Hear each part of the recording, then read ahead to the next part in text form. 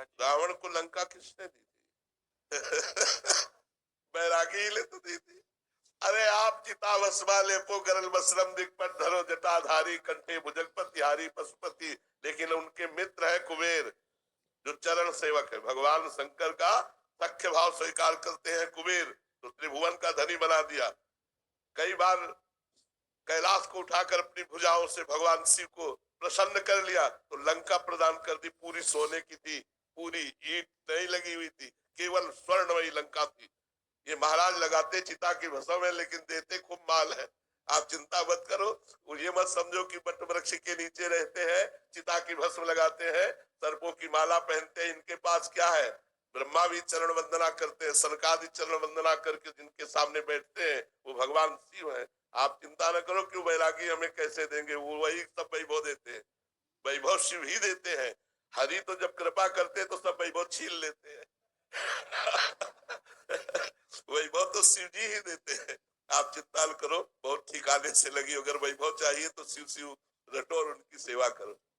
सही बात कहते हैं, जब भगवान कृपा करते हैं तो अंदर से वैभव का राग हटा देते हैं। वैभव तो बना रहे, लेकिन वैभव का राग नष्ट हो जाता है। हरि जब कृपा करते हैं तो वैभव का राग नष्ट कर देते हैं, जो बंधन कारक है। भगवान शिव को एक नाम दिया गया है, औढ़र दानी। कुछ विचार नहीं करते। अब वो एक वृकासुर नाम का राक्षस था, रहते। उसने नारद जी से पूछा कि जल्दी प्रसन्न होने वाले भगवान का नाम बताओ। उनका भगवान शंकर, क्योंकि एक नाम आशुतोष है, आशुतोष माने शीघ्र प्रसन्न होने वाले। अब उसने शुरू की आराधना, अग्नि स्वरूप भगवान शंकर का स्वरूप मान करके अपने शरीर के मांस को चीर करके और स्वाहा बोलने लगा।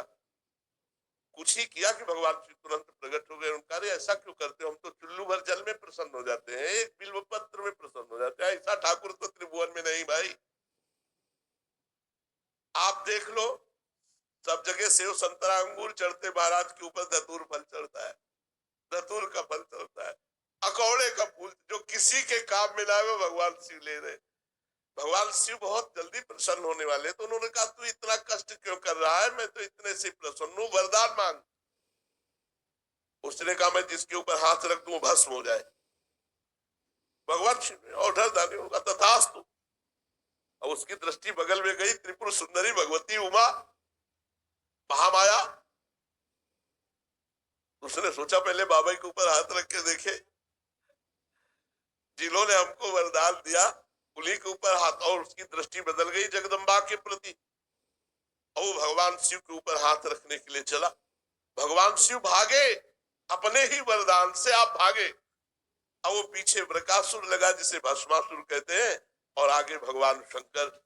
भगवान शंकर ने कहा ये मायावी है, पिंड तो छोड़ेगा नहीं, चाहे जिस लोक में भाग के जाए। तो अब भगवान श्री कृष्ण को पुकारा कि यार अभी समस्या में तुम ही समाधान करो, नहीं तो हम फंस गए। भगवान एक ब्रह्मचारी का वेश धारण करके बीच में एकदम आ गए और कहा नमस्कार प्रकाशुर जी, नमस्कार। इतने प्रेम से नमस्कार कहा कि वो रुक गया। कहा भाई आप कहाँ दौड़ रहे हैं?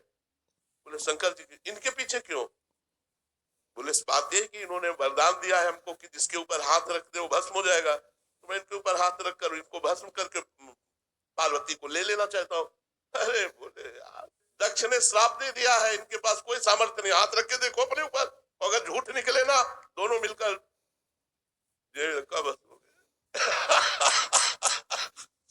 चतुर खिलाड़ी भगवान श्री कृष्ण चंद्रजू ने एक सेकंड में समस्या का समाधान कर दिया।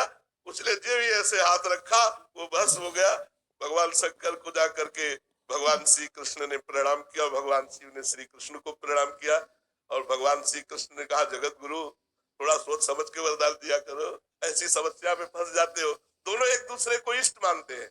देखो भगवान श्री राम रामेश्वर की स्थापना करके पूजन करते हैं, तो महावीर हनुमान का रूप धारण करके भगवान शंकर 11वें रुद्र का अवतार हनुमान जी राम जी की चरण सेवा करते हैं। तो दोनों परम दानी परम उदार हैं। पर भगवान श्री हरि जब कृपा करते हैं तो संसार का राग हटा करके अपने प्रेम को प्रदान कर देते हैं, और भगवान शिव से जो मांगे वो प्रदान कर देते हैं। औढ़र दानी